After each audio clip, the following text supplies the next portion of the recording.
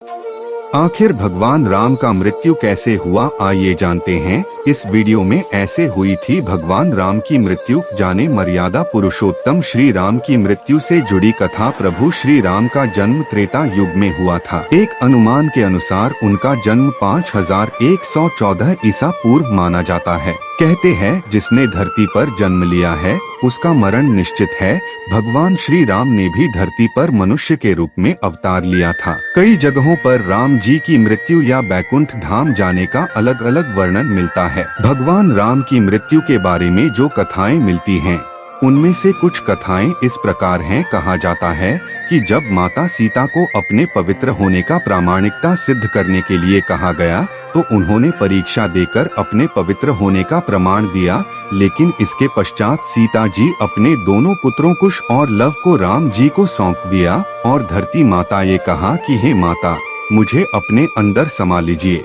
माता सीता जी के इतना कहते ही धरती फट गई और देखते ही देखते वह भूगर्भ में चली गई। सीता जी के इस तरह से चले जाने के कारण राम जी व्यथित हो उठे और यमराज की सहमति से सरयू नदी के तट पर गुप्तार घाट में राम जी ने जल समाधि ग्रहण कर ली। राम जी की मृत्यु के बारे में एक अन्य कथा भी मिलती है, जिसके अनुसार हनुमान जी की अयोध्या में अनुपस्थिति के समय यमदेव ने नगर में प्रवेश किया और संत का रूप धारण कर वे राम जी पास उनके महल में गए। संत वेश धारण किए हुए यमदेव ने श्री राम से कहा कि हम दोनों के बीच की वार्ता गुप्त रहेगी। वे राम से एकांत में बात करना चाहते थे। यमराज जी ने राम जी के सामन यह शर्त रखी कि यदि हमारे वार्तालाप करत समय हमारे बीच कोई आया तो द्वारपाल को मृत्युदंड मिलेगा। राम ने वचन दे दिया, लेकिन उस समय हनुमान जी वहां उपस्थित नहीं थे, जिसके कारण लक्ष्मण जी को द्वारपाल बनाकर खड़ा किया गया। जिसके बाद यमदेव अपने असली रूप में आ गए और राम जी से कहा, प्रभु अब आपको अपने लोक लौटना होगा। धरती लोक पर आपका जीवन पूर्ण हो चुका है।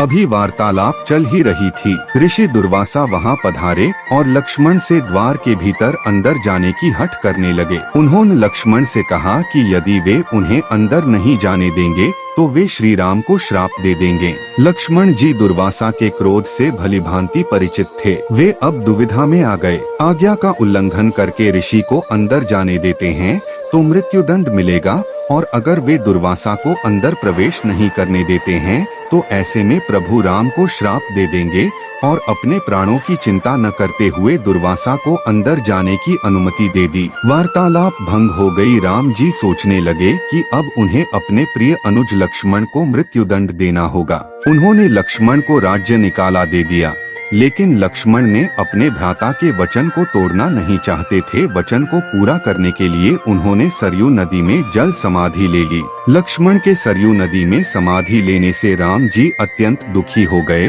और उन्होंने भी जल समाधि लेने का निर्णय कर लिया। माना जाता है कि जब राम जी ने सरयू नदी में जल समाधि ली तो उस समय हनुमान, जामवंत, सुग्रीव, भरत, शत्रुघ्न आदि सभी लोग उनके साथ वहीं पर उपस्थित थे। श्री राम जी के सरयू नदी के अंदर समाने के तत्पश्चात नदी के भीतर से भगवान विष्णु प्रकट हुए और उन्होंने अपने भक्तों को दर्शन दिए। इस प्रकार से राम जी ने अपना स्थूल रूप त्याग दिया और अपने वास्तविक स्वरूप अर्थात विष्णु जी का रूप धारण किया, और इस तरह से राम जी ने वैकुंठ धाम की ओर प्रस्थान किया। इसी प्रकार के वीडियो को देखने के लिए हमारे कॉस्मिक अवयुक्ता ज्ञान चैनल को सब्सक्राइब जरूर करें और कमेंट में अपनी राय जरूर दें। धन्यवाद।